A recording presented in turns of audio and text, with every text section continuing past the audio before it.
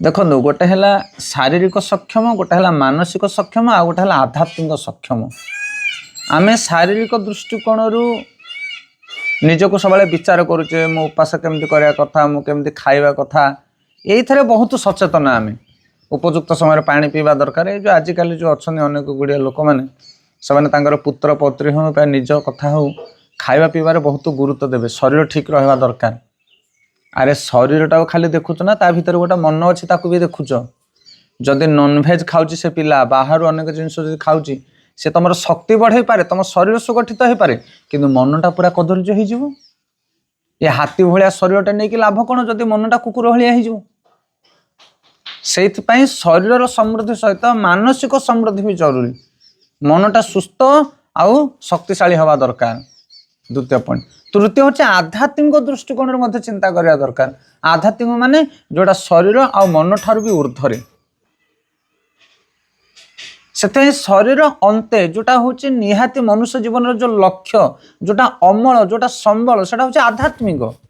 से आम जीवन काल भितर आम जो कर्म करें, आम जो भावना चिंतन लक्ष्य आदि धारण करें, ये सब कौन करें? आम आत्मार उन्नति पाई। से जदि आत्मार प्रगति नहला, आत्मार उन्नति नहला, आत्मार मुक्ति नहला, ताहले शारीरिक उन्नति मानसिक उन्नति करे किछि लाभ नहीं।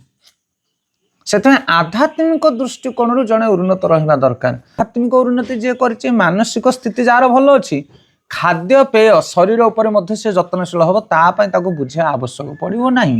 से जानी कौ भाई खाद्य खाइबा दरकार, केती खाद्य खाइबा दरकार, कौ समय खाद्य खाइबा दरकार, शरीर जत्न केमिति नेबा दरकार। से मनुष्य आध्यात्मिक प्रगति करने दरकार। आध्यात्मिक प्रगति भितर तार मानसिक प्रगति एवं शारीरिक प्रगति मध्य इनवॉल्व थाए। किंतु जड़े केवल मानसिक उन्नति कले से शारीरिक उन्नति ता सहित मिल पार, किंतु आध्यात्मिक उन्नति ता मानसिक उन्नति सहित इनवॉल्व हो न पारे। ये बहुत इंपोर्टेंट पॉइंट।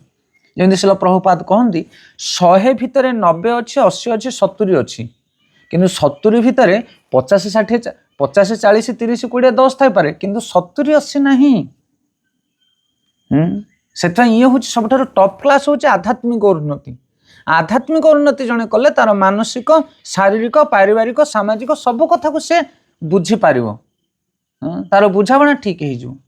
कि आध्यात्मिक को छाड़ी जड़े जदि पारिवारिक शारीरिक आर्थिक विकास पछरे थाए, ताहले से प्रकृत उन्नति कर पारिबो नाही।